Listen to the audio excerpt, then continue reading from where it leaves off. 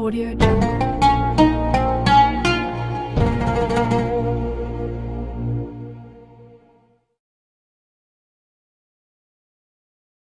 Bismillahirrahmanirrahim. Wa 'an Ibnu Abbas radhiyallahu anhuma qala Rasulullah sallallahu alaihi wasallam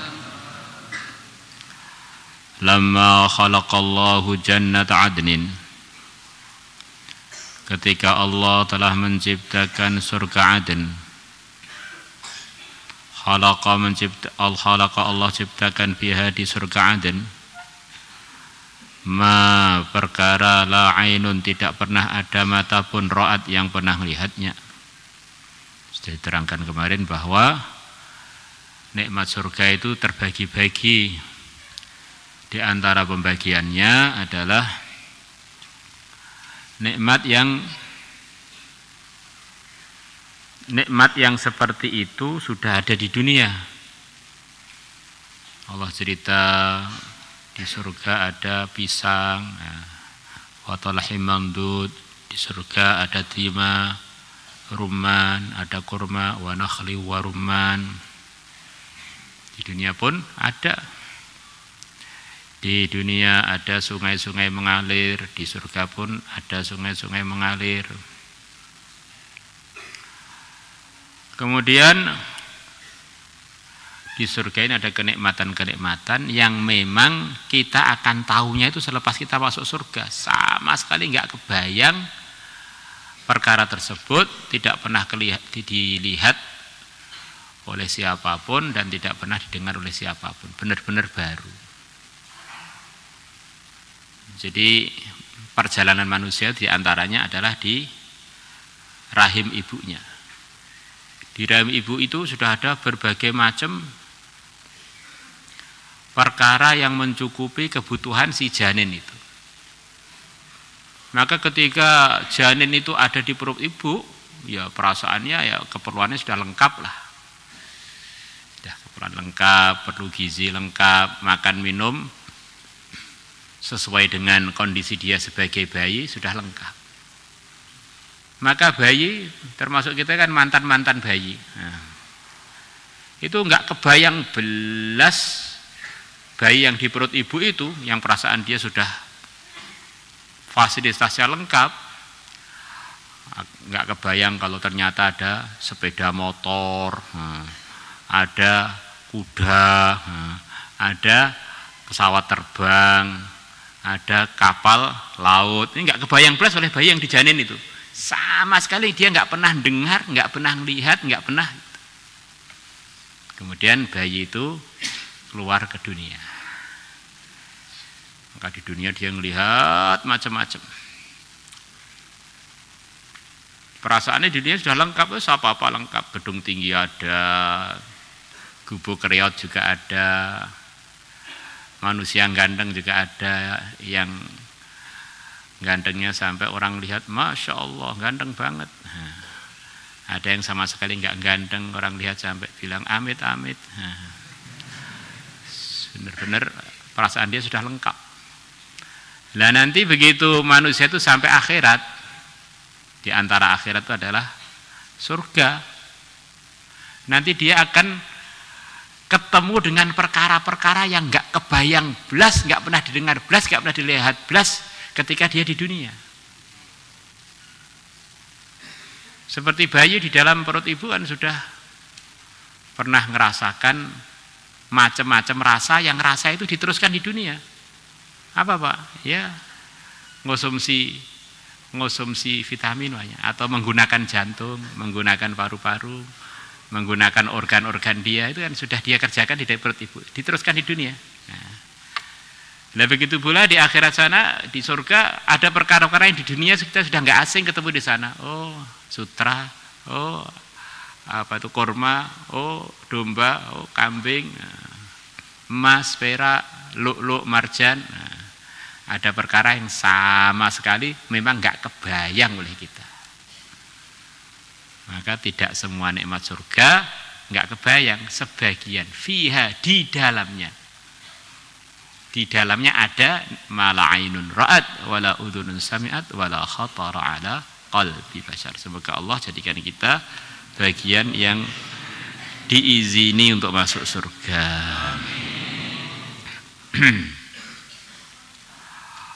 Tsumma qala laha, kemudian Allah berfirman kepada surga, takallami, ngomonglah kamu.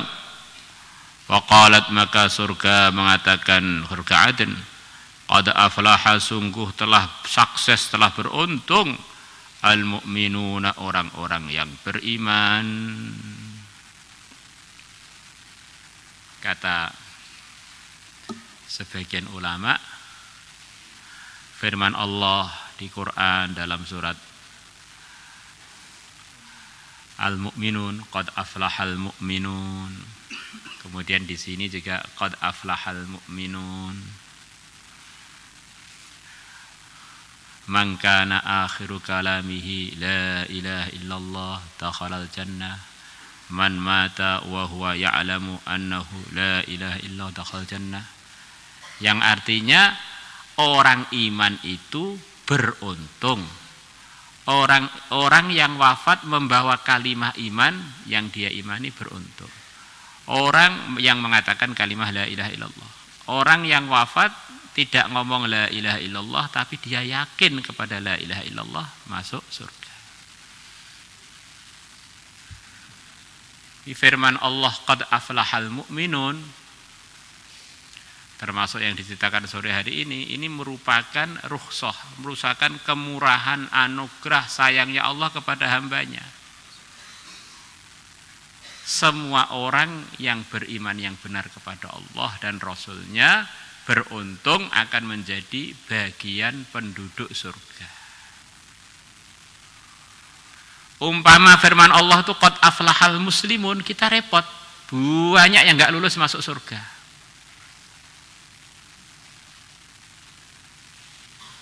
Kita hari-hari mengatakan rukun Islam ada 5. Pertama iman. Nah, dengan iman ini sudah layak untuk mendapatkan qad aflahal mu'minun. Layak untuk mendapatkan janji Nabi, siapa yang wafat dia yakin kepada la ilaha illallah pasti surga. Baru rukun Islam yang pertama. La ilaha illallah Muhammadur Rasulullah. Maka orang-orang selepas beriman diperintahkan oleh Allah untuk menyempurnakannya dengan amal. Ya ayyuhalladzina amanu, wahai orang-orang yang beriman, udkhulu fis-silmi kafatan. Masuklah kalian di dalam Islam, di dalam nurut program-program yang dibawa Rasulullah secara sempurna. Orang itu untuk jadi orang iman dengan mengatakan la ilaha illallah Muhammadur Rasulullah jadi mukmin. Tapi untuk jadi muslim minimalnya rukun Islam itu harus sempurna 5 itu. Untuk haji liman istata'a ilaihi sabila. Maka Allah memerintahkan orang-orang beriman untuk bertakwa dengan takwa yang maksimal dan jangan sekali-kali mati kecuali dalam kondisi sudah menyempurnakan iman dan amal. Ya ayyuhalladzina amanu taqullaha haqqa tuqatih. Wahai orang-orang yang beriman, bertakwalah kepada Allah dengan sebenar-benarnya takwa. Wala tamutunna, dan janganlah sungguh kalian mati illa wa antum muslimun, kecuali kalian meningkat. Jangan sekedar beriman, tapi jadilah orang yang muslim. Buang seluruh program yang tidak diridhoi Allah dari kehidupan kita.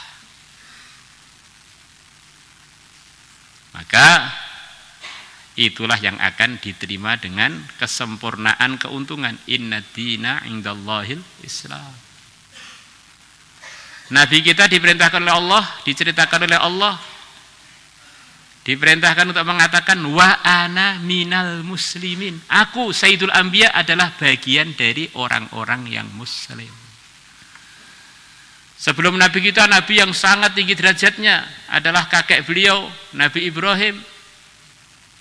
Allah puji-puji Nabi Ibrahim, inna Ibrahim kana ummatan qanita. Ibrahim hanifam muslima. Ibrahim adalah selalu condong kepada kebenaran, selalu bersama kebenaran, muslimah, yang dia adalah seorang yang telah menyempurnakan iman dan amal. Ini gelarnya Nabi Ibrahim, muslim. Nah, kadang orang itu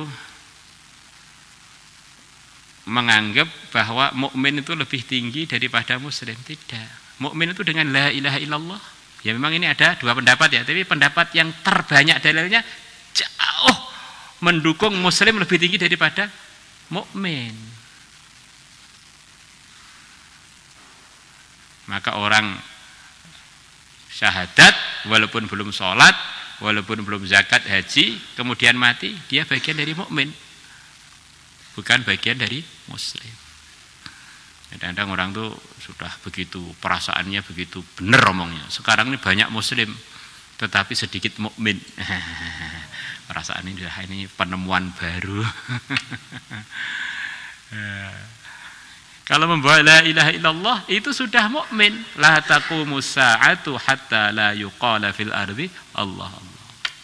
Nah itu Pak, dalam ayat Quran orang-orang A'rabi mengatakan kami telah masuk Islam belum, telah beriman belum. Kalian itu baru masuk Islam, baru tunduk saja, iman belum masuk di hati kalian. Gimana? Yaitu memahami ayat ini, jangan kamu berhenti di situ. Coba baca ayat yang seterusnya langsung.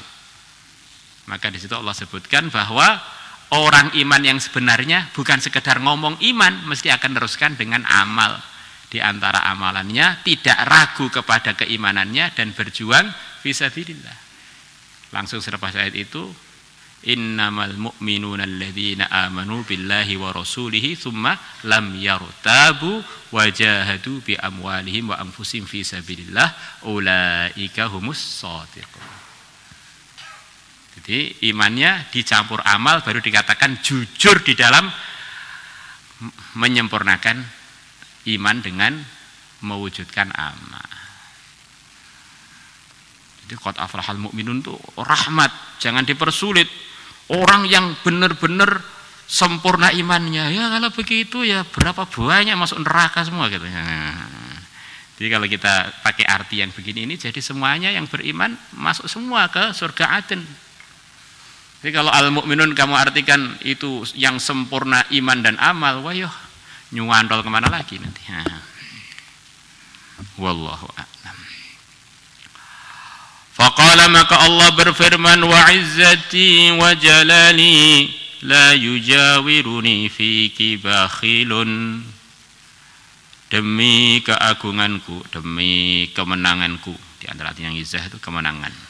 Wa jalali, dan keagunganku, la yujawiruni, tidak bertetangga dengan aku, fiki, di kamu surga Aden, bakhilun, orang yang pelit. Di orang-orang yang pelit, hati-hati, bisa sulit masuk surga. Katanya dalam sebuah mafhum hadis, orang itu kalau pelit, ba'idun minallah, jauh dari Allah. Orang itu pelit, jauh dari Allah.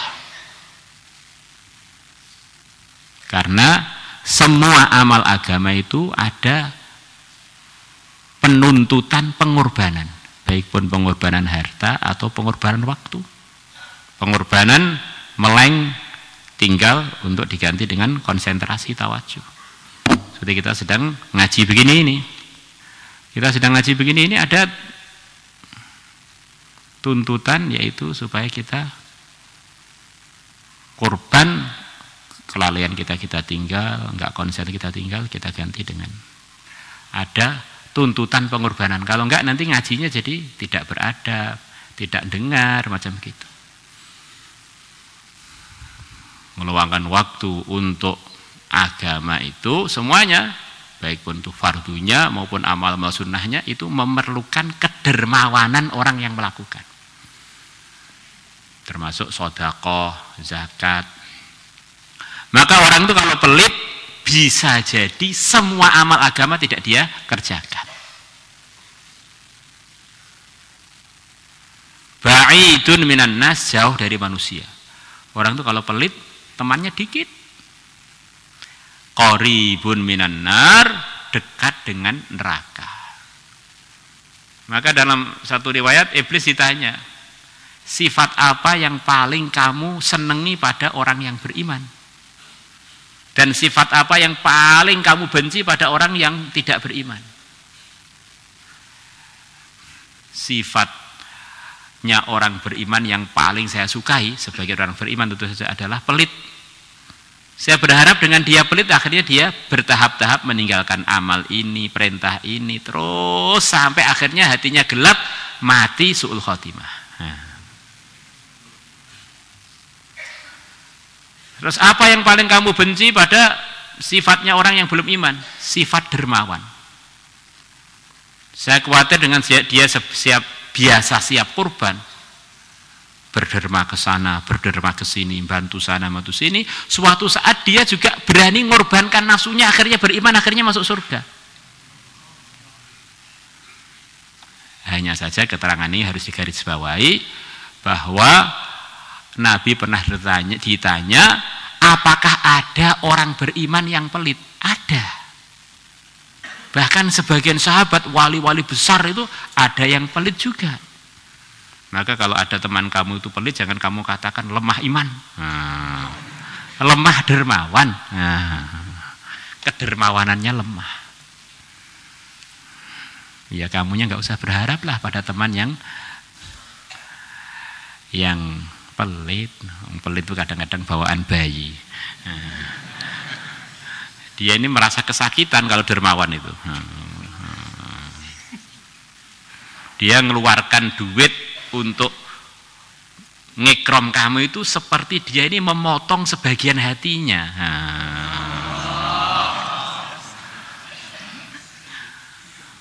Jangan maksa orang perkara yang dia kesakitan. Rawahu Tabarani bi isnadin jayyid.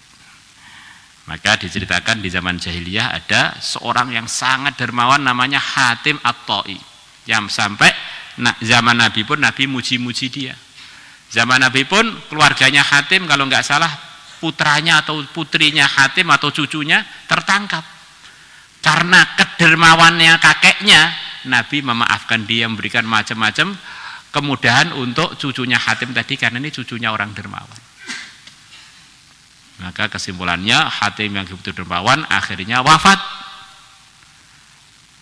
dan ibunya masih ada. Maka dia punya saudara laki-laki, dia bilang pada ibunya, "Ibu, abang sudah wafat." Abang terkenal dermawan, paling dermawannya orang Arab. Maka saya akan menggantikan posisi dia dalam kedermawanannya. Maka ibunya senyum, "Nggak bisa." Kenapa nggak bisa? Kan sama-sama anaknya ibu. Iya, sama tapi beda. Dulu tuh abang kamu, waktu saya nyusui abang kamu, dia nggak mau nyusu kalau nggak ada bayi lain yang ikut nyusu pada ibu. Tapi kalau kamu begitu, kamu nyusu saya, susu saya yang belum kamu minum itu sudah kamu pegang, jangan sampai ada yang ikut nyusu di situ. Tapi bawaan abang kamu memang dermawan, kalau kamu asli gawan bayi pelit.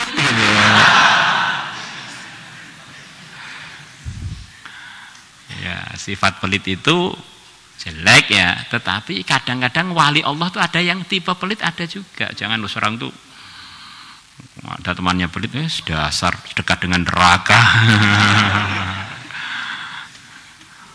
Salatullah salam